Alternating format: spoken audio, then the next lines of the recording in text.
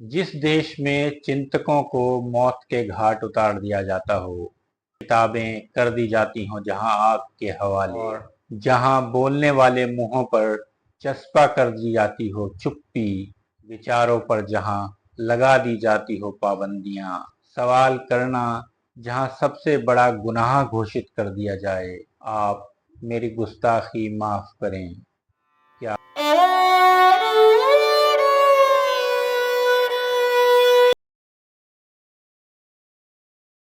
नमस्कार साथियों, काव्य प्रसंग यूट्यूब चैनल में आपका हार्दिक स्वागत।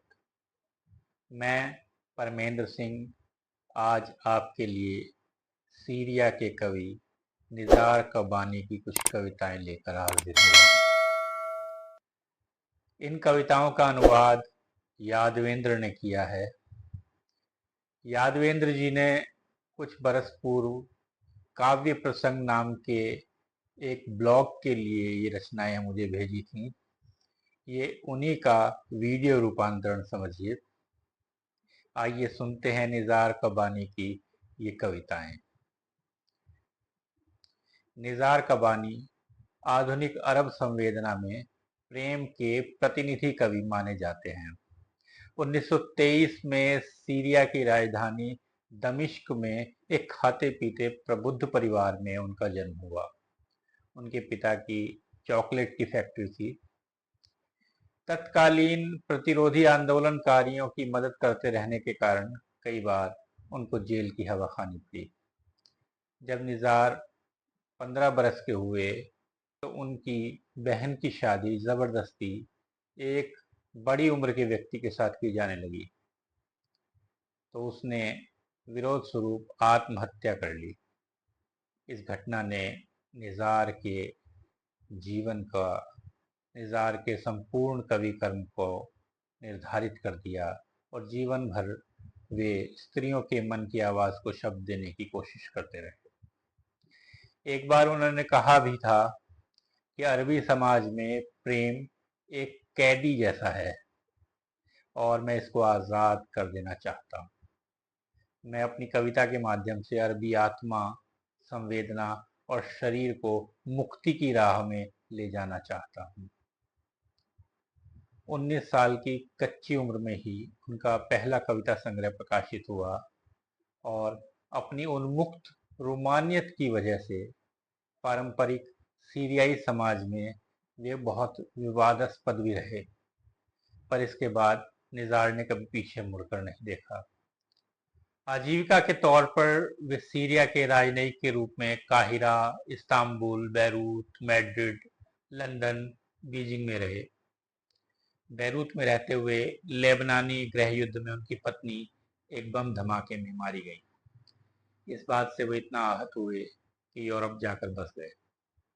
अपने 50 साल के लेखकीय जीवन में उन्होंने करीब 40 किताबें प्रकाशित की। सन 98 में 75 साल की उम्र में उनका इंतकाल हुआ। आइए सुनते हैं उन्हीं निज़ार कबानी की कुछ कविताएं। केवल स्वर मेरा है, पूरी प्रस्तुति यादवेंद्र जी की है। उनका बहुत बहुत आभार।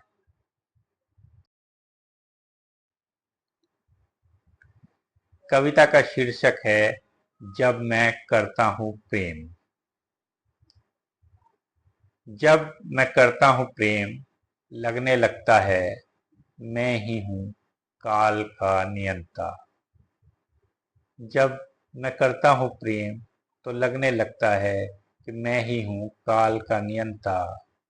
अपने ऊपर सारी दुनिया धारण किए हुए पृथ्वी मेरी मुट्ठी में है और मैं बढ़ता बढ़ता सूरज तक चला जाता हूं अपने घोड़े का सवार बनकर। जब मैं करता हूं प्रेम, मैं बन जाता हूं आंखों की पकड़ में न आने वाला प्रवाहमान तरल प्रकाश। जब मैं करता हूं प्रेम, मैं बन जाता हूं आंखों की पकड़ में न आने वाला प्रवहमान तरल प्रकाश और मेरी डायरी में लिखी तमाम कविताएं भेस बदलकर बन जाती हैं नशे में उन्मत्त कर देने वाली फूलों की क्यारियां। जब मैं करता हूँ प्रेम, हिलकोरे मारकर निकल पड़ती है जलधारा मेरी उंगलियों की पोर से। जब मैं करता हूँ प्रेम, हिलकोरे मारकर निकल पड़ती है जलधारा मेरी उंगलियों की पोर से। मेरी जिह्वा पर झूमने लगती हैं बाकी झाड़ियां। जब मैं करता हूँ प्रेम तो बन जाता हूँ काल से परे का काल। जब मैं करता हूँ प्रेम किसी स्त्री से तो दुनिया भर के वृक्ष सरपट दौड़ कर बढ़ने लगते हैं मेरी ओर। सुध बुध खोए नंगे पांव ही, सुध बुध खोए नंगे पांव ही। कविता का शीर्षक है रोशनी लालटेन से ज्यादा मूल्यवान है। रोशनी लालटेन से ज्यादा मूल्यवान है, जैसे कि कविता डायरी से ज्यादा और चुंबन होठों से ज्यादा मूल्यवान है। जब मैं तुम्हें लिखता हूँ चिट्ठियां, वे सब हम दोनों से ज्यादा मूल्यवान होती हैं। सिर्फ यही ऐसे दस्तावेजी सबूत हैं जिनसे लोग जान पाएंगे कितना अप्रतिम था तुम्हारा सौंदर्य और कैसी थी इसके लिए मेरी दीवानगी, और कैसी थी इसके लिए मेरी दीवानगी। आप सभी से निवेदन है कि आपने यदि काव्य प्रसंग को अभी तक सब्सक्राइब नहीं किया है तो इसे सब्सक्राइब कर दें, अपने मित्रों के साथ शेयर करें और कमेंट के माध्यम से बताएं कि आप किन कवियों को सुनना पसंद करेंगे। इससे हमें और बेहतर सामग्री और बेहतर प्रस्तुति देने में मदद मिलेगी। शुक्रिया। कविता का शीर्षक है तुम्हारे लिए नए शब्द। मैं गढ़ना चाहता हूँ तुम्हारे लिए अनेकानेक शब्द। मैं गढ़ना चाहता हूँ तुम्हारे लिए अनेकानेक शब्द। केवल तुम्हारे लिए इजाद करना चाहता हूँ एक नई भाषा, जिसका नाप बिल्कुल सही आए तुम्हारे बदन के लिए और साथ में मेरे प्यार के लिए भी। शब्दकोश दूर रखकर करना चाहता हूँ यात्राएं और परे छोड़ जाना चाहता हूँ अपने होंठ। मैं थक चुका हूँ अपने मुंह से, अब चाहता हूँ अपने लिए दूसरा मुंह जो तब्दील हो जाए किसी चेरी वृक्ष में या फिर माचिस की डिब्बी में। ऐसा मुंह जिसमें प्रवाहित हो शब्द, जैसे सागर में अवतरित होती है जल परी, या जादूगर के हैट से यहाँ वहाँ छिटक कर फैल जाते हैं सफेद चूजे ही चूजे। छीन लो मुझसे स्कूल में पढ़ी सारी किताबें, स्कूलों की कापियां, बोर्ड पर लिखने वाली खड़िया, और ब्लैक बोर्ड भी ले लो मुझसे छीन कर।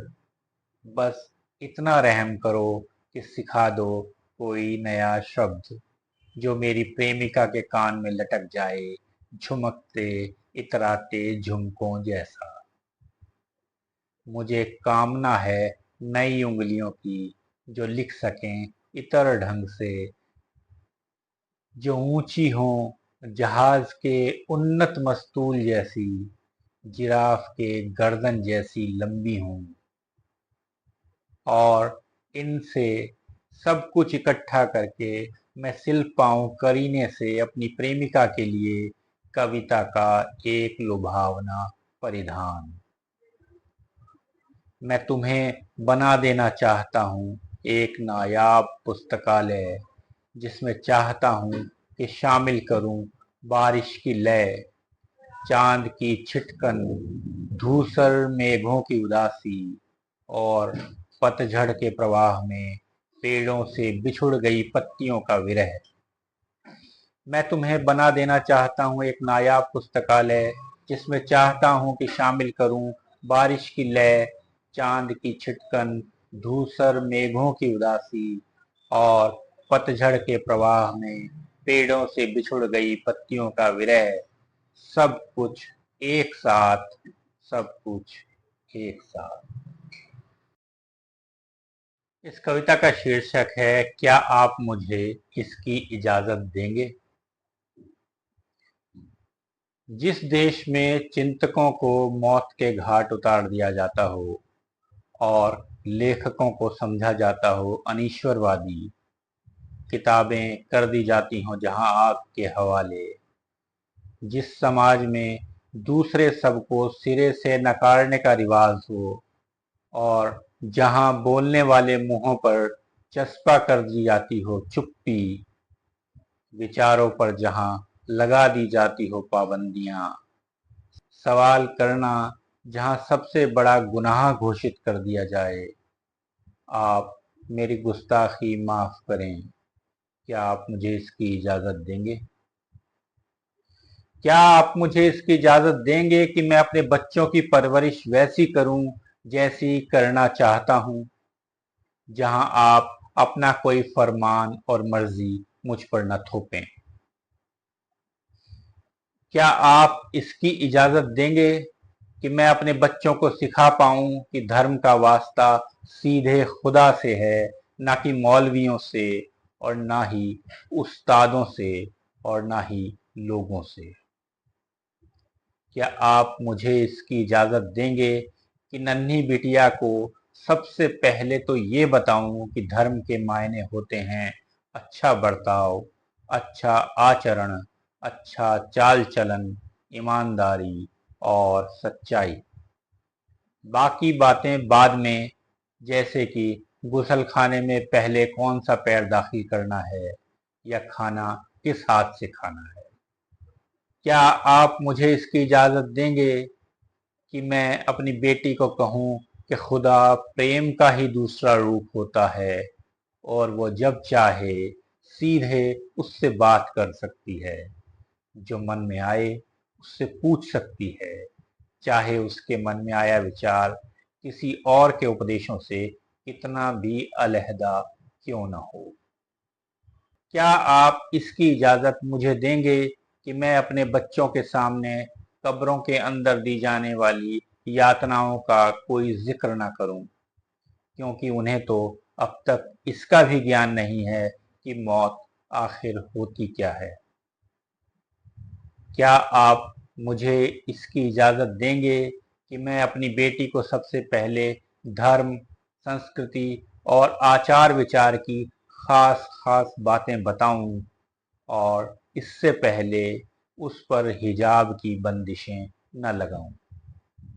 क्या आप इसकी इजाज़त मुझे देंगे कि मैं अपने बेटे को ये समझाऊं कि राष्ट्रीयता चमड़े के रंग और मजहब का आधार बनाकर किसी व्यक्ति को अपमानित करना या नुकसान पहुंचाना खुदा के खिलाफ गुनाह है।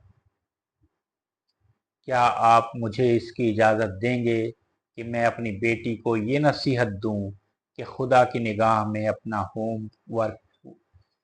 क्या आप मुझे इसकी इजाज़त देंगे कि मैं अपनी बेटी को ये नसीहत दूं कि खुदा की निगाह में अपना होमवर्क पूरा करना और मन लगाकर ध्यान से सबक याद करना ज़्यादा ज़रूरी और महत्वपूर्ण है बनिस्बत इसके कि कुरान की आयतें ज़बानी तो याद कर ली जाएं पर उनके मायने न मालूम हों।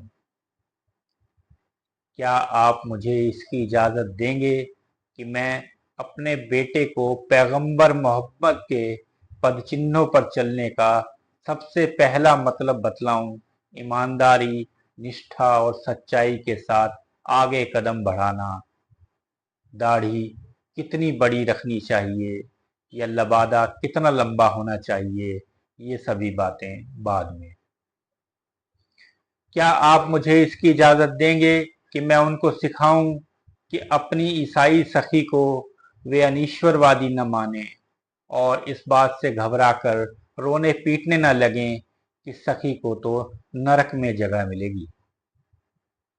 क्या आप मुझे इसकी इजाज़त देंगे कि मैं तर्क करके लोगों को ये बताने की कोशिश करूं कि पैगंबर के बाद खुदा ने इस धरती पर किसी को भी अपने प्रतिनिधि के तौर पर किसी तरह का फरमान जारी करने के लिए अधिकार नहीं बख्शा है, ना ही किसी को अपराधों से मुक्ति दिलाने की कोई शक्ति सौंपी है।